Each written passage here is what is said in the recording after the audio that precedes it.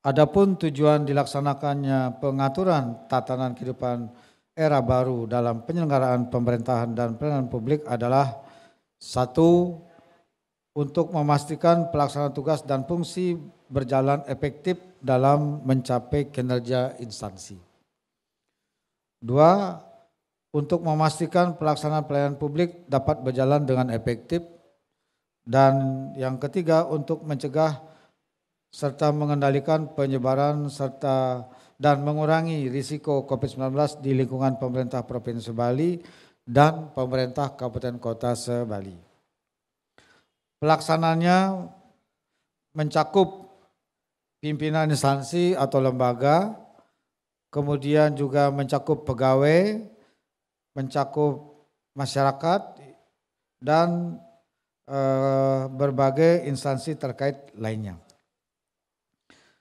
Dalam hal pelaksanaan, pertama bagi pimpinan instansi lembaga atau unit kerja antara lain ditentukan A. Membentuk tim penanganan COVID-19 di masing-masing instansi atau lembaga unit kerja. B. Melakukan pembersihan dan disinfeksi secara berkala di area kerja dan areal publik. C. Membatasi jumlah pintu atau jalur keluar masuk tempat kerja guna memudahkan penerapan dan pengawasan protokol kesehatan. D. Menyediakan fasilitas cuci tangan yang memadai dan mudah diakses serta hand sanitizer pada setiap pintu masuk ruangan. E. Memasang media informasi untuk mengingatkan pegawai dan PNS serta masyarakat yang dilayani agar mengikuti ketentuan pembatasan jarak fisik dan mencuci tangan. F. Menyiapkan petugas untuk melakukan pengecekan suhu badan pada tempat yang ditentukan. G. Mewajibkan pegawai dan masyarakat yang dilayani menggunakan masker. Kemudian H. Melakukan pembatasan jarak fisik minimal 1 meter. I. Melakukan upaya untuk meminimalkan kontak dengan masyarakat yang dilayani. Lanjut, mencegah kerumunan masyarakat yang dilayani. Penyelenggaraan pemerintahan agar memaksimalkan penggunaan media elektronik. Jadi secara online atau video conference. Dan yang terakhir, seluruh pimpinan instansi atau lembaga unit kerja wajib memastikan pegawainya tidak ada yang terinfeksi COVID-19. 2. Bagi pegawai antara lain ditentukan agar memastikan dalam kondisi sehat sebelum berangkat kerja. Jadi kalau kira-kira ada gejala COVID, jangan masuk. Menjaga kebersihan tangan dengan sering mencuci tangan. Hindari tangan menyentuh area wajah seperti mata, hidung, atau mulut. Tetap memperhatikan jaga jarak minimal 1 meter. Gunakan masker saat berangkat kerja, selama berada di tempat kerja, dan pulang kerja.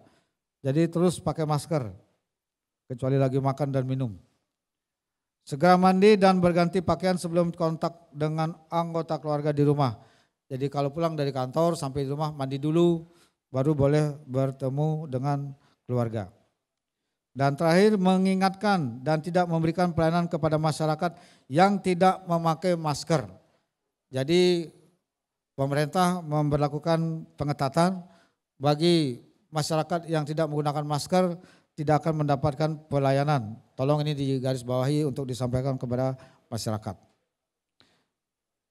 3. Bagi masyarakat yang dilayani antara lain ditentukan agar memastikan kondisi dalam keadaan sehat sebelum berangkat ke tempat pelayanan. Jadi kalau warga masyarakat yang ingin pergi mendapat pelayanan di kantor harus pastikan dulu dirinya sehat. Kalau kira-kira ada gejala positif COVID, jangan pergi. Lebih bagus rapid test dulu. Selalu menggunakan masker sejak keluar rumah pada tempat pelayanan dan ketika pulang ke rumah. Sebelum mendapatkan pelayanan, terlebih dahulu melakukan cuci tangan di tempat yang sudah disiapkan. Hindari menyentuh area wajah seperti mata, hidung, dan mulut. Dan terakhir, tetap memperhatikan jaga jarak minimal 1 meter dengan orang lain. Jadi harus menjadi perhatian yang kuat bagi kita semua. 4, kepada kepala organisasi perangkat daerah dan tim gugus tugas penanganan COVID-19 pada masing-masing perangkat daerah harus memastikan bahwa seluruh protokol kesehatan dijalankan dengan disiplin. Jadi ini betul-betul menjadi perhatian kita semua karena akan dimulai pelayanan publik di kantor. Jadi semua pimpinan OPD, dinas, biro, badan agar betul-betul memastikan diterapkannya protokol kesehatan dengan disiplin dan dilakukan tim pengawas untuk memastikan agar protokol ini berjalan dengan baik. Berikut, kepada Bupati, Wali Kota, pimpinan instansi vertikal, pimpinan perangkat daerah, dan Ketua Lembaga Layanan Pendidikan Tinggi Wilayah 8 agar menyesuaikan pelaksanaan sistem tata kehidupan era baru dengan kondisi pemerintah daerah masing-masing dan melaporkan pelaksanaannya kepada Gubernur Bali dan Menteri Pendayagunaan Aparatur Negara dan Reformasi Birokrasi. Ini untuk memonitor perkembangan pelaksanaan penerapan tatanan kehidupan era baru dalam rangka terlaksananya masyarakat produktif dan aman COVID-19. Surat edaran ini mulai berlaku pada tanggal 5 Juni 2020 sampai dengan adanya pemberitahuan lebih lanjut dengan menyesuaikan perkembangan pada situasi dari pusat maupun perkembangan yang terjadi di daerah.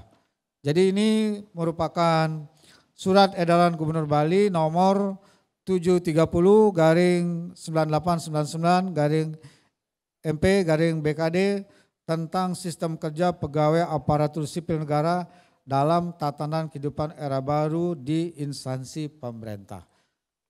Ini pertama yang perlu saya sampaikan. Yang kedua, untuk tanggal 5 Juni ini hanya berlaku bagi instansi pemerintah dan pelayanan publik. Belum berlaku untuk sektor-sektor yang menyelenggarakan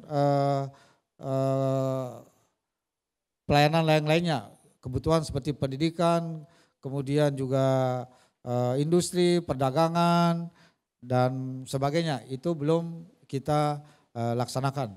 Jadi hanya kantor pemerintahan saja. Jadi masih terbatas pada kantor pemerintah. Di Bali dilaksanakan karena ini merupakan arahan dari pemerintah pusat, dalam hal ini adalah Menpan dan Mendagri. Jadi harus dilaksanakan di daerah, tapi hanya terbatas di lingkungan pemerintah saja.